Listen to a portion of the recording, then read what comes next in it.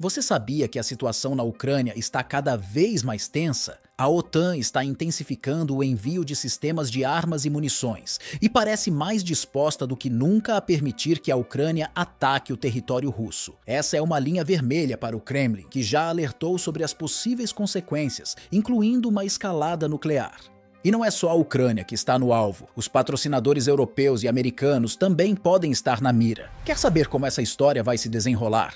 Fique conosco até o final para entender todos os detalhes dessa complexa trama geopolítica. Os últimos relatórios indicam que, em um futuro próximo, aviões de combate F-16 aparecerão na Ucrânia, fornecidos por alguns países da OTAN. O Ministério das Relações Exteriores da Rússia afirmou que Moscou vê esses aviões como possíveis portadores de armas nucleares e que a resposta será equivalente. No entanto, somente no dia 30 de maio de 2024, o ministro das Relações Exteriores da Federação Russa, Sergei Lavrov, se pronunciou durante uma entrevista sobre a questão dos caças F-16 que serão enviados à Ucrânia pela Aliança Atlântica, mais conhecida como OTAN. Durante a entrevista, diversas questões foram abordadas, mas o mais importante foi quando Sergei Lavrov foi questionado sobre qual seria a reação da Federação Russa à presença dos caças F-16 nas Forças Armadas da Ucrânia.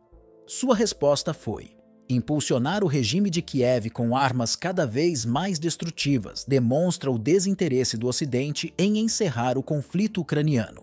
O fornecimento de caças 16 americanos não mudará absolutamente nada na situação na linha de contato ou no fronte de batalha. Esses caças não são superiores aos que nossas forças já têm derrubado durante todo o conflito. Esses aviões de combate serão destruídos, assim como outros tipos de armas fornecidas pelos países da OTAN à Ucrânia. Lavrov continuou: não há dúvida de que os pilotos russos e os operadores de sistemas antiaéreos poderão abatê-los rapidamente. No entanto, é importante considerar que os caças F-16 têm sido por muito tempo o principal meio de lançamento nas chamadas missões nucleares conjuntas da OTAN. Em outras palavras, esses aviões de combate da OTAN não são apenas equipamentos militares comuns. Eles têm capacidade nuclear. Isso significa que, ao fornecer esses caças ao regime de Kiev, a OTAN está fazendo uma declaração ousada e deliberada. Esta não é apenas uma ação estratégica, é uma sinalização nuclear clara. A mensagem enviada é que, na Ucrânia, tanto os Estados Unidos quanto a OTAN estão preparados para tomar medidas extremas. Essa postura agressiva leva a Rússia a ter que responder à altura, destacando o grave erro que o Ocidente está cometendo e as terríveis consequências que poderiam surgir ao provocar a Rússia em questões nucleares. Lavrov ainda sublinhou a seriedade da situação, afirmando: esperamos que os exercícios conjuntos entre Rússia e Bielorrússia, que estão ocorrendo atualmente para testar o uso de armas nucleares não estratégicas, sirvam como um alerta aos nossos adversários. Eles precisam ser lembrados das consequências catastróficas de continuar avançando na escalada nuclear. Esses exercícios são uma demonstração clara da capacidade de resposta russa e visam dissuadir qualquer tentativa de intensificação por parte da OTAN. Lavrov destacou a importância dessas manobras ao mostrar que a Rússia está preparada para qualquer cenário, reafirmando sua posição de força. É crucial notar que, do ponto de vista russo, o conflito ucraniano é visto como uma guerra por procuração da OTAN contra a Federação Russa. Nesta visão, a OTAN utiliza a Ucrânia como um peão, um bode expiatório para realizar seus ataques indiretos contra a Rússia. Este uso de um intermediário permite que a OTAN aumente a pressão sobre a Rússia sem se envolver diretamente. Mas o Kremlin enxerga isso como uma ameaça direta à sua segurança e soberania. Além disso, a dependência da Ucrânia em relação ao apoio militar e logístico da OTAN é inegável. A economia ucraniana, seu treinamento militar, fornecimento de equipamentos, munições, armas, veículos, aeronaves e inteligência são praticamente sustentados pela OTAN. Esse apoio constante é visto pela Rússia como um prolongamento do conflito e uma provocação contínua. A Rússia acredita que, em caso de um ataque ao seu território, uma represália direta não seria contra a Ucrânia, mas sim contra os patrocinadores ocidentais, os verdadeiros motores por trás das operações ucranianas. Cidades como Berlim, Paris, Londres e Washington, onde estão localizadas as fábricas de armas, mísseis e outros equipamentos militares usados contra a Rússia, seriam alvos potenciais. Isso coloca o conflito em uma nova dimensão, com implicações globais assustadoras. Inadvertidamente pode levar a uma escalada que culminaria em um confronto nuclear entre superpotências.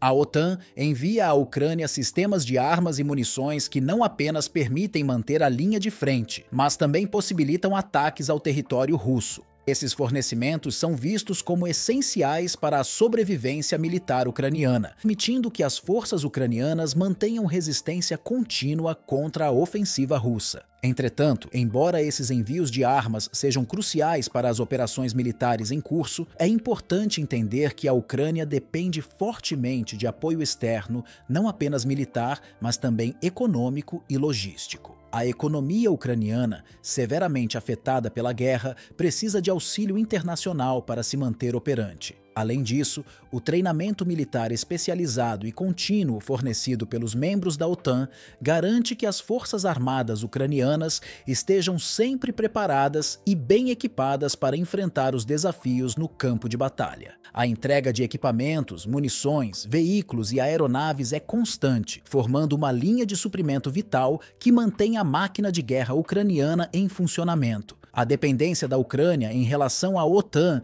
se estende também ao comando e à inteligência. A coordenação estratégica e tática, muitas vezes guiada por informações fornecidas pela OTAN, permite que a Ucrânia execute operações militares com maior eficácia. Essa colaboração estreita fortalece a posição ucraniana no conflito, mas também complica a dinâmica geopolítica, pois a Rússia percebe essas ações como uma ameaça direta à sua segurança nacional.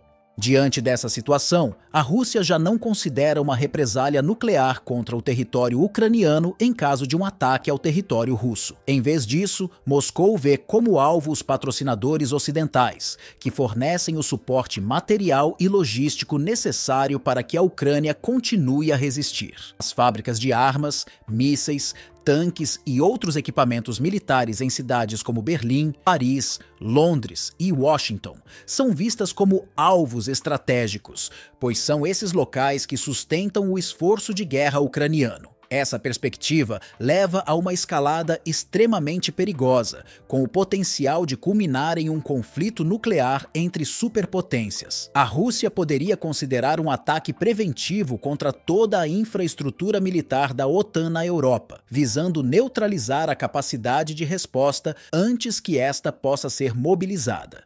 Esse tipo de ação colocaria a decisão de escalar ou desescalar o conflito nas mãos dos Estados Unidos, cujo papel como líder da OTAN seria crucial em uma crise de tal magnitude. Portanto, a chegada dos caças F-16 à Ucrânia, embora não represente um risco imediato em termos de capacidade militar, estabelece um precedente muito perigoso. A Federação Russa vê essa ação como um sinal de que a OTAN está disposta a intensificar seu envolvimento, o que pode levar a uma resposta proporcional por parte da Rússia. Essa disposição para escalar o conflito por parte da Rússia visa dissuadir uma intervenção ainda maior da OTAN, criando um ciclo de ações e reações que aumenta o risco de um confronto direto. De qualquer forma, o risco de um conflito nuclear, embora ainda considerado uma possibilidade remota, não pode ser ignorado. As tensões estão altas e qualquer erro de cálculo pode ter consequências catastróficas. O estopim de um conflito nuclear, seja no Oriente ou no Ocidente, está indubitavelmente sobre a mesa. E as decisões tomadas nas próximas semanas e meses serão cruciais para determinar o rumo deste conflito.